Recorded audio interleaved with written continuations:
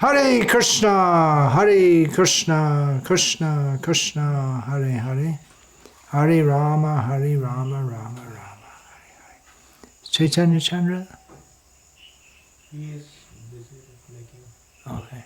You see my danda is there in this room, in a black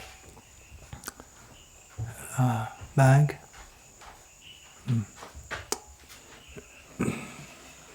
Just wait for that to come.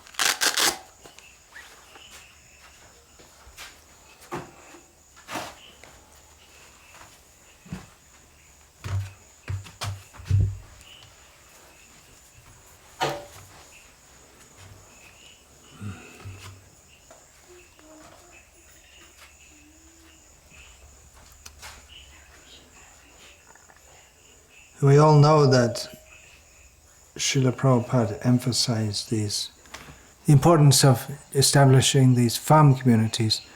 That was especially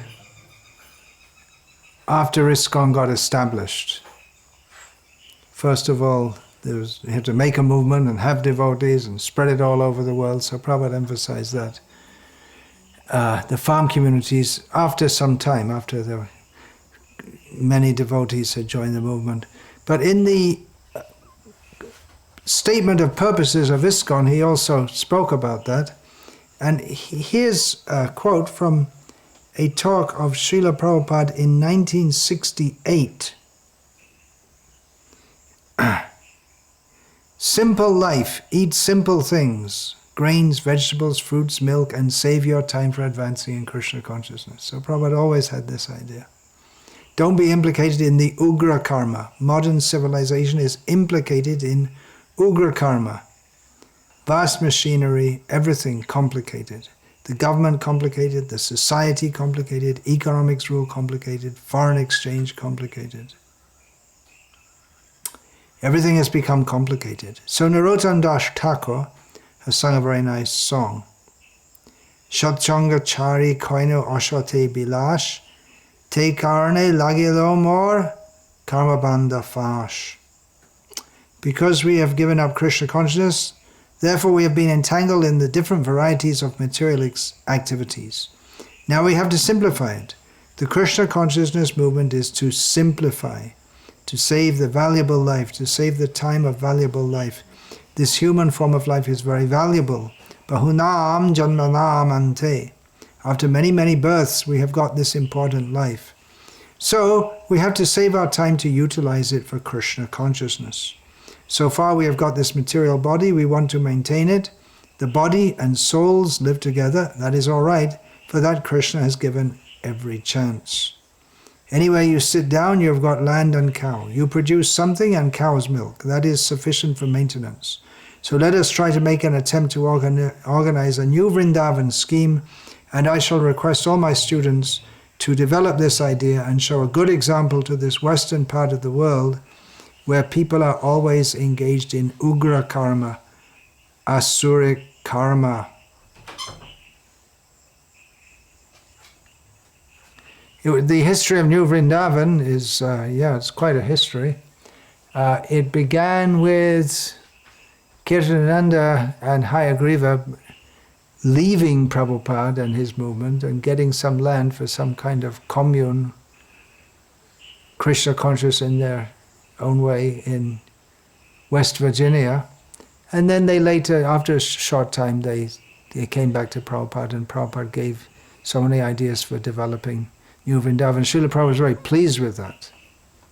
He wanted that very much.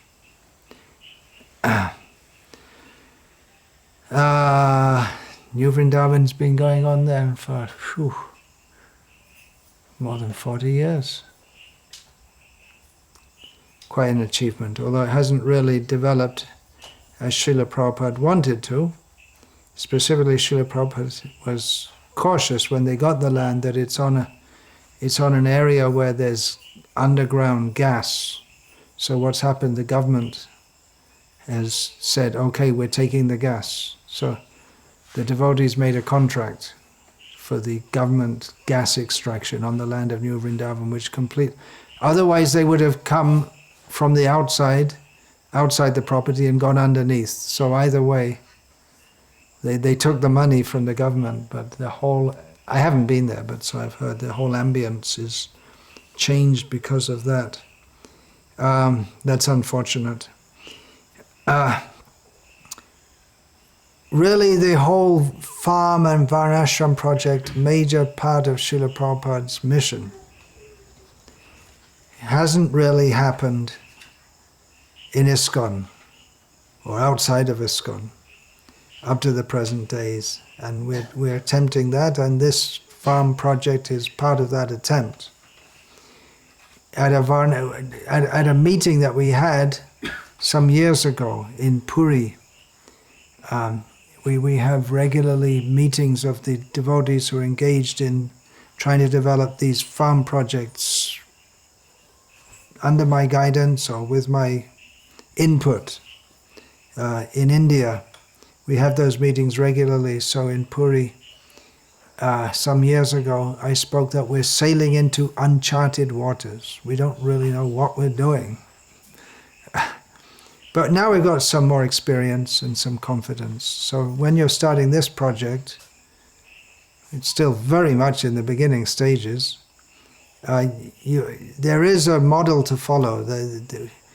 There's more confidence that you can do it because it's seen that other projects have started and continued and are expanding and flourishing, and it's all Prabhupada's mercy. It may seem surprising that they're going on so nicely. It's all Prabhupada's mercy. I always wanted these farms because Prabhupada wanted these farms, and the satisfaction of the spiritual master is the only aim of the disciple, so I'm trying to be Srila Prabhupada's disciple, and he wanted these farms, so I'm very happy. And I'm sure Srila Prabhupada is very happy. Because what did Srila Prabhupada want? When Thomas Hopkins, the professor, who when he first met Srila Prabhupada, he asked Srila Prabhupada so many questions about philosophy and this and that. And then he asked Srila Prabhupada, well, could you summarize what the whole of your mission is? And Prabhupada said, just Prabhupada, that people will be happy. That's all. That's all. That was Prabhupada's. Everything he did was to make people happy. But he knew that people can't be happy without Krishna consciousness. He knew that people can't be happy in this Ugra Karma society. So he gave this alternative, living like this. By living like this, especially those who have come from city life, which means, who do we have? We have 3 Grihastha families here, and you were all in city life previously. One in Bangalore, one in Melbourne, Australia, and then Sundargarh, where's he? Is he this? Yeah. He was in Dubai, the big city, and then in Goa, which is, that you weren't living in a big city when you were in Goa. I went to your house. How many times? Once. Yeah, Once, so it's not in a big city. But what we're doing by coming from these big cities is what we're saying. It's indirectly we're saying we don't want to live with you. We don't want to be like you. We don't want everything that you promise in your city life. We don't want to be part of your society. We reject that. We accept what Krishna wants to give us. And you are feeling the benefits of that. The devotees, when they want to go to the farm, so many will tell them, oh, don't leave the city. How can you do that? You have to stay in the city and preach, although most of them, they can hardly even chant their rounds, let alone preach. That's the excuse. Preaching is the excuse. Preaching is the essence, preaching is the excuse. But you can experience, even in this very incipient stage, the benefits that you're getting from that. The spiritual benefits, even materially, if we talk about the mind, you're not under pressure of work. There is a different pressure, and there's so much work to do. It's not a 9 to 5 job. It's a 0 to 24 job. As my mother used to say, a woman's work is never done. There's always something to do. So on the farm, there's always something to do. And you see that also in the villages, not nowadays because the people still live in villages in India, but the traditional village life is to a large extent gone and finished. But you'll see that, as I've seen in the villages of Bengal in the 1970s and 80s, that there's always something to do. Even in the rainy season, when it was really heavy rain, you get heavy rain here, you get heavy rain in Bengal. So you can't really do much in the way of farming, but there's always baskets to make, things to repair, the old cloth the old worn-out cloth which is gathered. So the farmers they'll wear the cloth until it's unwearable, and they keep it, and then that can be made into this Kantha. Taktva Turnamashesha Mandalapati Shrening Sadatu Chavat Bhutvadina Ganesha Kokarunaya Kopina Kantha Shrita. That Kantha means it's there in Sanskrit, so it's part of the traditional society. It's a quilt made from old cloth. You don't throw it away. Any cloth you gather it all together and make it into a quilt. Patchwork quilt, it's called in English. So there must have been. Nowadays we have the throwaway society. Just like anything doesn't work with your computer, and I had a little jack needed changing, but they changed the whole power supply. You could have just changed the jack, but they don't do things like that. It's the throwaway society. The car gets a little dent in it, or it's 1 year old, time to change it, get a new one. And that's planned obsolescence also. They make everything in such a way that it will become unusable. Otherwise you could make a car that would last you. You could buy it when you're a young man and drive it till you're an old man, but they don't want that, because then they won't sell automobiles. If you have one automobile which will last a whole life, then you don't have a good business, do you? The light bulb, years and years ago, as I heard when I was a kid, there was an everlasting light bulb was invented. Philips bought the patent and it never got onto the market, because then their business is finished.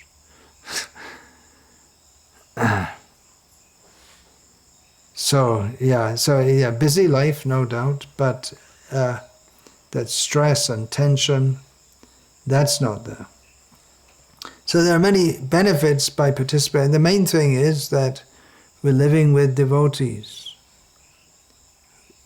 The community living,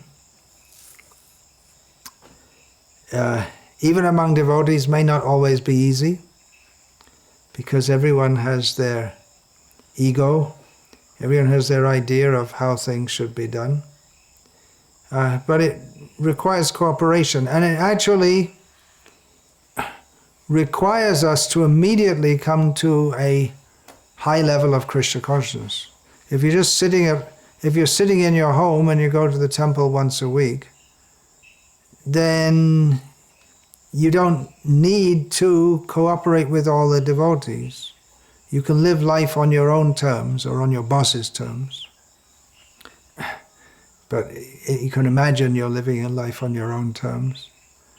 And then you can cooperate for cooking the prasadam for the Sunday program, or going out on book distribution once every often. But to live continuously in a community means that we have to learn to live with others. And it's not that you can say, well, I want to do it this way. But you have to see what others have to say others. But it requires cooperation.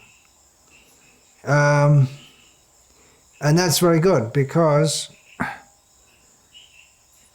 If you're living just in a house with your family or an apartment with your own family, then you tend to think only in terms of my own family's benefit.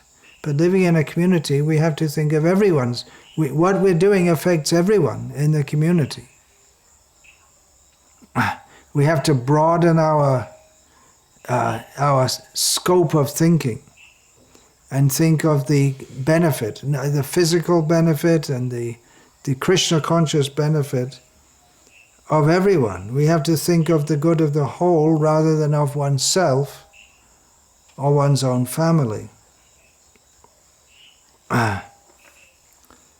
And to really make that work, there has to be the intrinsic spirit of giving, whereas in the materialistic society, it is everyone wants to get as much as they can out of everyone else. And what's called a success in modern life is that you're successful in getting more out of the society than others do. That's called being successful, isn't it? And if you can be a big businessman, that means you're expert at you pay people to work, but you're expert in getting more out of them than you give them, considerably more. And that's called being a success. But in Krishna consciousness, our success is that we're not thinking I, me, mine, aham, mama, but we want to give more to others. We're not thinking what I can get from others. And that faith is there that Krishna will provide if we simply try to serve him. Krishna is pleased when his devotees cooperate together. So our success is that we stop thinking about I, me, and mine. Of course, that's always there in a family, but it's thinking of the group, the big family. We're all in Krishna's family. Krishna Sangsar Karo Charyanacha. Bhaktivinoda Thakur teaches us that we can live in Krishna's family and give up all wrong ideas and wrong activities. So this attitude will make the whole community like one family. Otherwise, in materialistic life, and if we're not having a strong spirit of Krishna consciousness, then among neophyte devotees also, there's selfishness, and then there's finding faults and backbiting, egoism, distrust, consciousness of friends and enemies, whereas in Krishna consciousness we should be friends and friends, not friends and enemies. Vasundhaiva Kutumbakam, everyone's our friend. So we have to be very careful that this egoism can spoil, so many things can spoil the communities. That's why we're really praying to Krishna for his mercy. Otherwise, the egoism of one person can just spoil everything. Illicit sex will spoil everything. In any other way, breaking the principles, or the desire for commercial success, that can also, we're trying to have simple living, high thinking, and then all of a sudden we want to, let's grow this crop and that crop and make lots of money.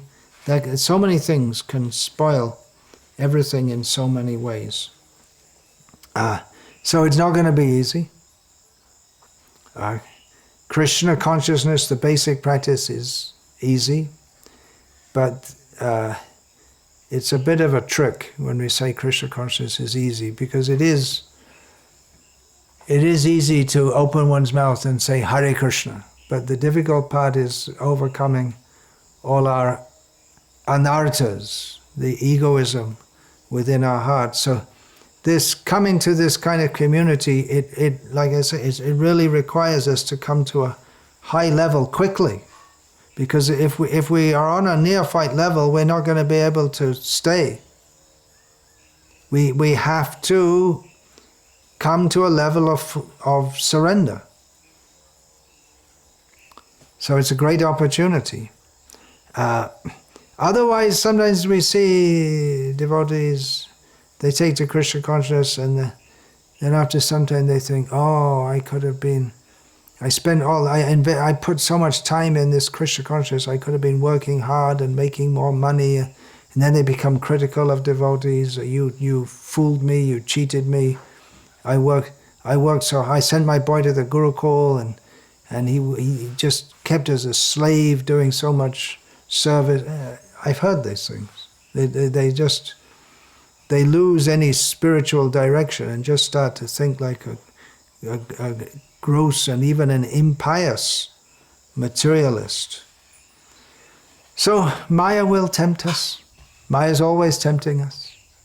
At every moment, Maya is ready to drag us down. Krishna Surya Sama Maya Hoy Andhaka. Jaha Krishna Taha Nahi Maya Adhika. Krishna is just like the sun, and Maya is just like darkness. So when the sun is there, there's no question of darkness. Therefore, so that Maya doesn't catch us, we have to remain in Krishna consciousness. It means we have to have regular programs, coming together, chanting. Sankirtan. Sankirtan is very important for these communities. The community is based on Sankirtan, coming together and glorifying Krishna. We may perform Sankirtan in our own homes, but the bigger Sankirtan, Bahubya Milidva, Yad Kirtanam iti Sankirtanam, many coming together and glorifying Krishna. That is called Sankirtan. So this is the Sankirtan movement of Chaitanya Mahaprabhu, and Srila Prabhupada wanted to establish farm communities, Sankirtan communities. Everything Srila Prabhupada established, it's all for Sankirtan, glorifying Krishna. This is Chaitanya Mahaprabhu's movement, so that everyone can come together and glorify Krishna together. So the Sankirtan means that we jointly glorify Krishna. That means we have morning and evening hearing and chanting about Krishna communally. But actually, everything we do should be for the glorification of Krishna. The whole project is for the glorification of Krishna. Taking the cows out to the field is for the glorification of Krishna. Plowing the field it's all for the glorification of Krishna. To show to the world, hey, look, this is Krishna's here. We're depending on Krishna. We're not depending on your factories. We're depending on Krishna. So devotees, that consciousness, that Krishna consciousness is there. That we're doing this for Krishna. We're plowing this field to please Krishna. The person who works in the factory, he works to get some money for his family, but the devotee thinks, Yad karoshi, yad ashnasi, yad juhoshi, dadasi, yad tapasyasi kaunteya, tat kurushva, madarpanam, krishnate kila cheshta. Devotee thinks everything I'm doing as an offering to Krishna. I'm eating, it's an offering to Krishna. Any difficulties I have to undertake, that's for Krishna. All my activities, all my endeavors, everything is for the pleasure of Krishna. And we always have to remind ourselves of that and go forward in Krishna consciousness. So the program is very simple. Simplified. The farm life means, as I just read this quote from Prabhupada, very simplified. Otherwise you can be Krishna conscious in the city, but city life by its nature is very complicated. Whereas this farm life is very simple. So we have to keep it simple by not having intrigues, politics, diplomacy, factions, all this kind of thing. All that has to be kept a long, long way away. So thank you very much for having me here for the last 6 weeks or so. Is that Taruni there? Sure. Rama Prameya took her out. So she told her mother to tell me that I shouldn't go. So I told her that actually I don't want to go, but what to do? I have to go. I have to go other places also. But I hope to come back and see more development. Development means more devotees coming. There'll be more cottages built, more crops grown, more bliss. Everyone developing in Krishna consciousness. That's the development is buildings and this and that. Not small buildings, we should have small buildings, not big buildings. And everyone's developing more bliss, more happiness in Krishna consciousness. Hare Krishna. So that's my departure talk, you could say. Srila Prabhupada, he often, when he arrived in a place, not that often, so he would give an arrival talk, and then, especially if he'd been in a place for some time, he would give a departure talk. So, I'm supposed to leave tomorrow morning. So, this is my message to you, and just expressing my gratitude to all of you for being here and for kindly looking after me for the last few weeks. Hare Krishna. Anyone like to say anything?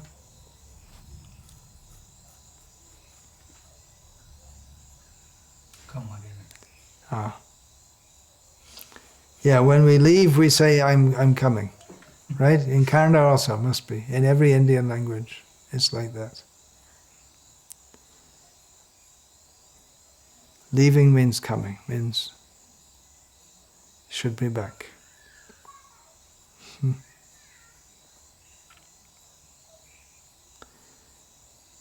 Hare Krishna.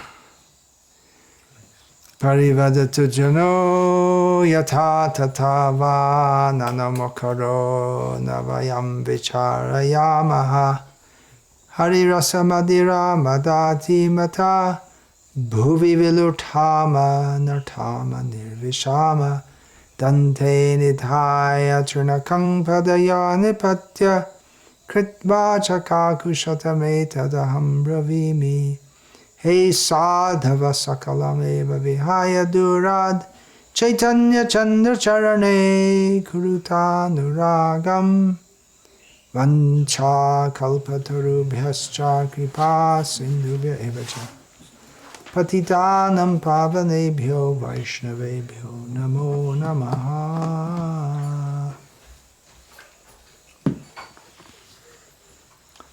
Hare Krishna.